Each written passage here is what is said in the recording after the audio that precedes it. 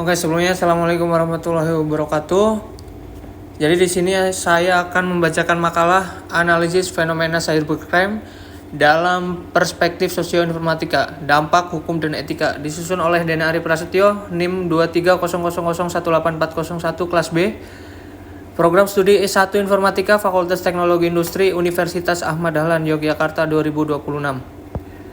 Kata pengantar, puji syukur kehadirat Tuhan Yang Maha Esa atas segala rahmat dan karunia-Nya sehingga penulis dapat menyelesaikan makalah berjudul Analisis Fenomena Cybercrime dalam Perspektif Sosioinformatika, Studi Kasus, Dampak Sosial dan Hukum, tepat pada waktunya. Makalah ini disusun untuk memenuhi tugas mata kuliah Sosioinformatika. Penulis mencoba membedah fenomena kejahatan cybercrime tidak hanya dari aspek teknis, perangkat keras dan lunak, melainkan menitik beratkan pada aspek sosial, perilaku manusia, serta dampak budaya yang ditimbulkan. Isu-isu terkini seperti peratasan pusat data nasional (PDN) dan kasus perbankan menjadi fokus utama untuk melihat bagaimana teknologi mempengaruhi kepercayaan publik. Penulis menyadari bahwa makalah ini masih jauh dari sempurna, oleh karena itu kritik dan saran yang membangun sangat diharapkan demi penyempurnaan karya ini di masa mendatang. Yogyakarta, 13 Februari 2026, Dena Ari Prasetyo. Daftar isi. Bab 1 pendahuluan, 1.1 latar belakang, 1.2 rumusan masalah, 1.3 tujuan penulisan, bab 2 landasan teori, 2.1 pengertian cybercrime, 2.2 karakteristik cybercrime, 2.3 jenis-jenis cybercrime.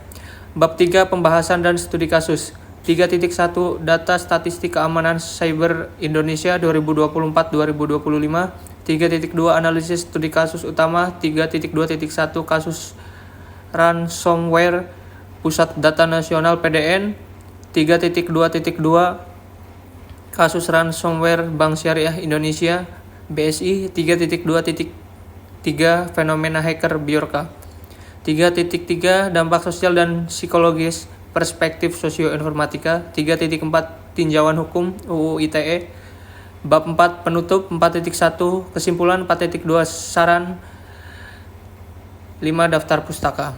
Bab 1 pendahuluan, 1.1 latar belakang. Perkembangan teknologi informasi telah membawa masyarakat memasuki era Society 5.0, di mana ruang fisik dan ruang digital terintegrasi tanpa batas. Internet kini menjadi infrastruktur kritis bagi kehidupan sosial, ekonomi, dan pemerintahan. Namun, konektivitas yang tinggi ini membawa konsekuensi serius, berupa munculnya kejahatan cyber atau cybercrime. Dalam perspektif sosioinformatika, teknologi tidaklah netral. Ia membentuk dan dibentuk oleh perilaku manusia. Meningkatkan kasus cybercrime di Indonesia menunjukkan adanya kesenjangan atau gap antara adopsi teknologi yang cepat dengan rendahnya literasi keamanan digital masyarakat dan intuisi. Data dari Badan Cyber dan Sandi Negara (BSSN) menunjukkan tren seragam yang terus meningkat setiap tahunnya, menyasar tidak hanya individu tetapi juga infrastruktur vital negara. Fenomena ini menyebabkan kerugian yang tidak hanya bersifat materi, tetapi juga imateri seperti hilangnya kepercayaan publik, social trust, kepanikan sosial, hingga disintegrasi bangsa akibat penyebaran informasi palsu. Oleh karena itu, analisis cybercrime harus dilakukan secara holistik, menggabungkan aspek teknis dengan aspek sosial budaya. 1.2 rumusan masalah. Berdasarkan latar belakang tersebut, rumusan masalah dalam makalah ini adalah: 1. Apa definisi dalam karakteristik cybercrime dalam konteks sosial? 2. Bagaimana analisis kasus-kasus besar PDN, BSI, Bjorka dilihat dari sudut pandang sosioinformatika? 3. Bagaimana dampak sosial dan psikologis yang ditimbulkan oleh kejahatan cyber terhadap masyarakat Indonesia? 4. Bagaimana peran hukum UU ITE dalam menanggulangi kejahatan ini? 1.3 tujuan penulisan. 1. Memahami konsep cybercrime dari sisi interaksi sosial teknologi. 2. Menganalisis penyebab dan dampak sosiologis dari kasus peretasan besar di Indonesia.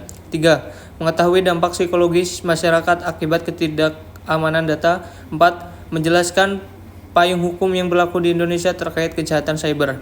Bab 2 landasan teori. 2.1 pengertian cybercrime. Cybercrime adalah segala bentuk aktivitas ilegal yang menggunakan komputer, jaringan komputer, atau perangkat digital lainnya sebagai alat, sasaran, atau tempat terjadinya kejahatan. Dalam konteks sosiologi, ini adalah bentuk penyimpangan sosial yang bertransformasi ke ranah digital. 2.2 Karakteristik cybercrime. Berbeda dengan kejahatan konvensional blue collar crime, cybercrime memiliki karakteristik khas. 1. Non-fisik, tidak terjadi kontak fisik langsung antara pelaku dan korban. 2. Borderless atau tanpa batas. Pelaku biasa berada di negara yang berbeda dengan korban. Yurisdiksi lintas negara. 3. Kecepatan dan skala. Kejahatan dapat dilakukan dalam hitungan detik dan berdampak masif secara global. 4. Anonimitas. Pelaku menyembunyikan identitas asli yang sering memicu keberanian lebih untuk melakukan kejahatan. 2.3 Jenis-jenis cybercrime. 1. Unauthorized access atau hacking, memasuki sistem tanpa izin. 2. Cyber espionage, memata-matai untuk mencuri data rahasia. 3. Data forgery dan phishing, pemalsuan data dan pengelabuhan untuk mendapatkan informasi pribadi. 4. Ransomware, malware yang menginskripsi data korban dan meminta tebusan untuk membukanya. 5. Cyberbullying, intimidasi dan pelecehan melalui media digital. Bab 3. Pembahasan dan studi kasus. 3.1 Data statistik keamanan cyber Indonesia tahun 2024-2025. Lanskap keamanan cyber di Indonesia berada di dalam kondisi waspada. Berdasarkan laporan tahunan dan monitoring BSSN, Badan Cyber dan Sandi Negara, volume serangan sepanjang tahun 2024 tercatat lebih dari 330 juta anomali trafik atau serangan cyber yang menyasar Indonesia. Dominasi serangan. Ransomware menjadi ancaman terbesar bagi sektor pemerintahan, sementara phishing mendominasi serangan terhadap individu.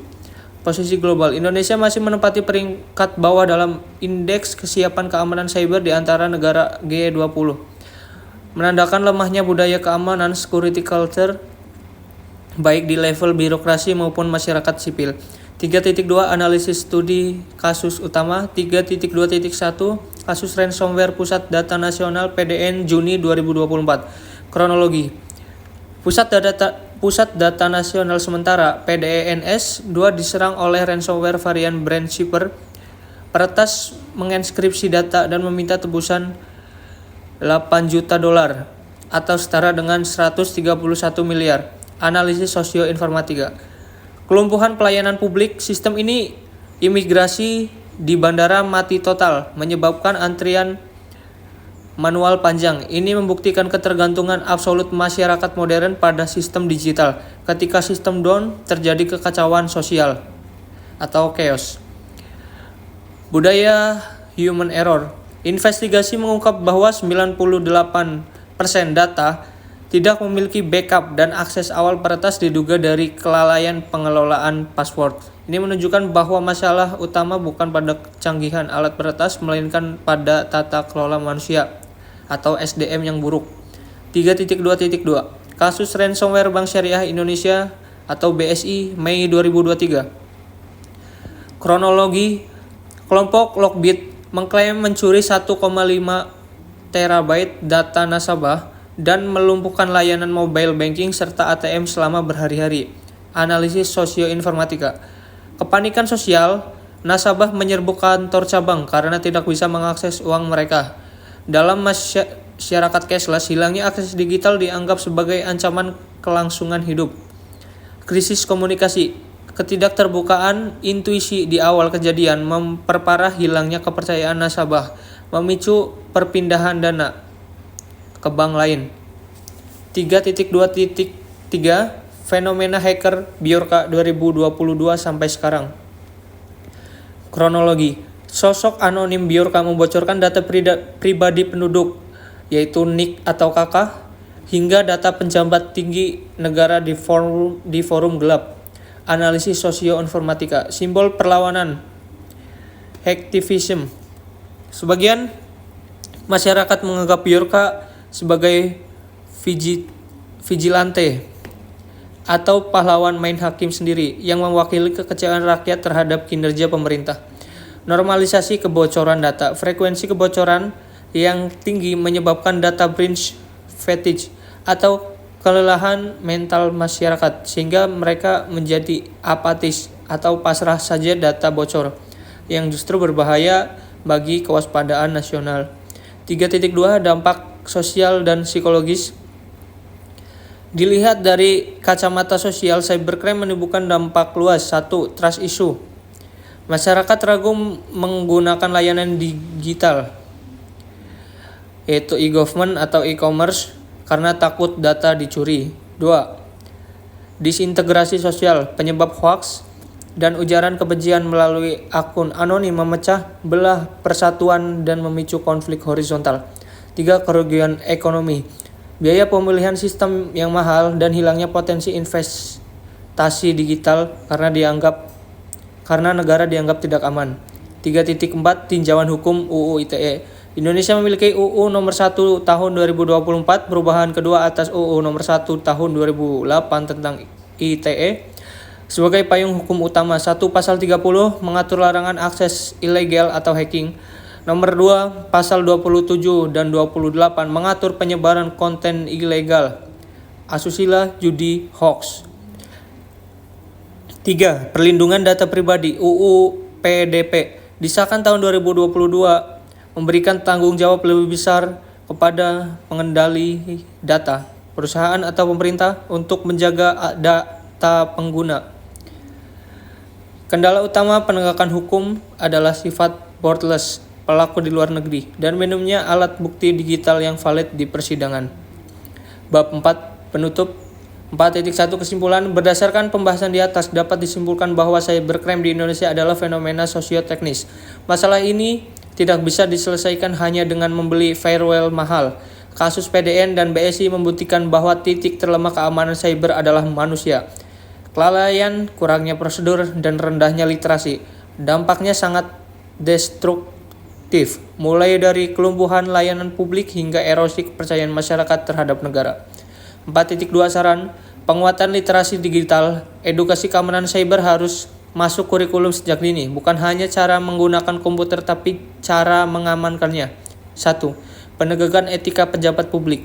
Pemerintah harus transparan dan tanggung jawab, akuntabel jika terjadi insiden cyber, serta wajib melakukan backup data secara disiplin. 2. Kesadaran individu. Masyarakat harus lebih kritis atau skeptis terhadap tautan atau informasi yang diterima dan rutin mengganti password secara berkala. Daftar Pustaka Kurniawan, 2020 Sosiologi Digital, Memahami Perilaku Masyarakat di Era Cyber, Jakarta, Pustaka Mandiri. Masya, F. et al. 2021 Analisis Cybercrime di Indonesia, Tinjauan Hukum dan Teknologi, Jurnal Informatika dan Masyarakat, Vol 4, (2). Badan Cyber dan Sandi Negara, (BSSN), 2024, Laporan Tahunan Monitoring Keamanan Cyber 2023, Jakarta, BSSN. Undang-Undang Republik Indonesia Nomor 1 Tahun 2024 tentang perubahan kedua atas Undang-Undang Nomor 11 Tahun 2008 tentang Informasi dan Transaksi Elektronik. Undang-Undang Republik Indonesia Nomor 27 Tahun 2022 tentang Pelindungan Data Pribadi. Widodo 2018 Hukum Pidana Kasus Mengurai Cybercrime Yogyakarta, Aswaja Press Indo.